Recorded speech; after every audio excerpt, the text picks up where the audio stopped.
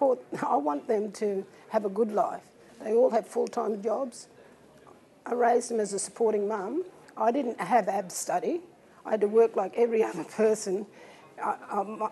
Being means tested, I wasn't allowed to have ab study, so I had to put 4 girls through high school and enable them to have good jobs, you know.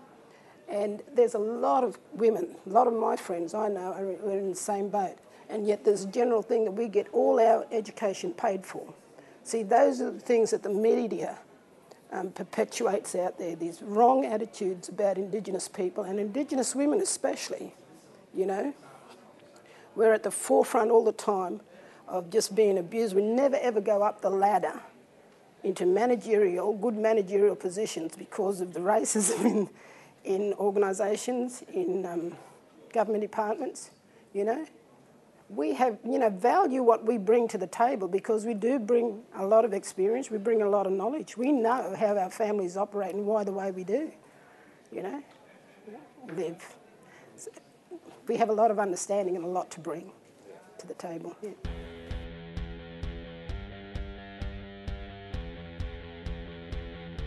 If you don't have a good understanding of the history of colonisation and its impacts, well then we're starting from this point here when we should be starting down here, you know.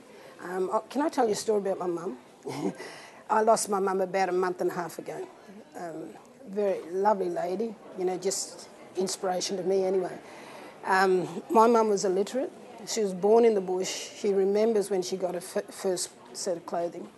And that was that's in my lifetime, that's now. And people think, this is another assumption, that colonisation and every other thing happened way back then, My mum didn't speak English really well.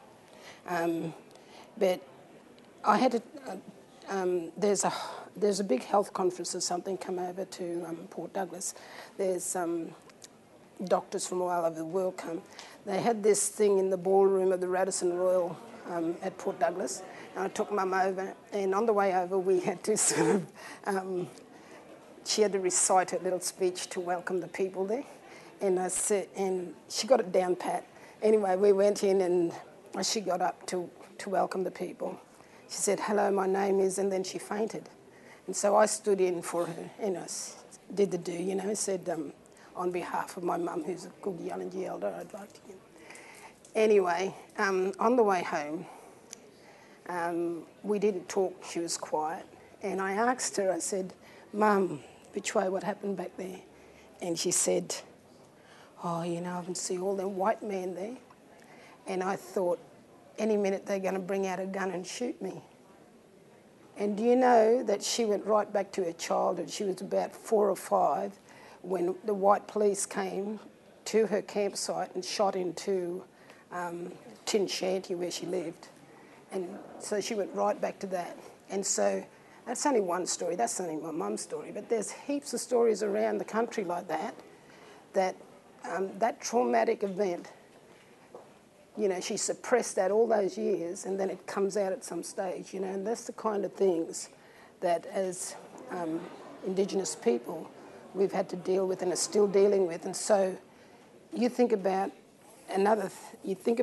how we've been all hoarded into these communities, these church communities, and we've been told that we're not to speak our language, not to carry on with that answer. So that's impacted in a way on retention of our culture and our language and stuff like that. But you start thinking about putting together groups that are traditionally in conflict with each other, neighbouring groups and that.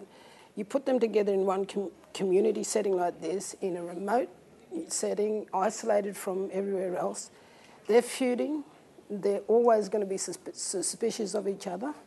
And so there's that to start with. And then you think about if a death happens in a remote community, everyone in that remote community is then impacted, Whether you're man, woman or child, you get impacted by traumas, by, events that, just a death. And deaths happen, once a month, twice a month, sometimes, 2 a week up our way. And so people are just continually grieving and sorrowing, you're going to have some impacts on your health, you know.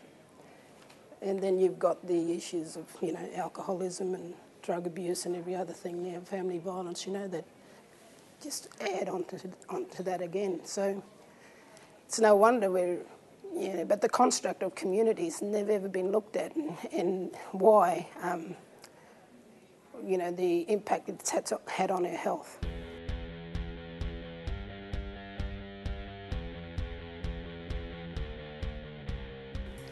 Because of things that have happened in the past, we have things that prevent really good Indigenous health bodies handling a problem. For instance, internalised oppression. If you're in an oppressed and suppressed race for so long, once you get power, you want to use that power for your own gain. So you elevate yourself and push others down. And so I see that in a lot of Indigenous, in a lot of our organisations, you know. I see that all the time, the power struggles, you know.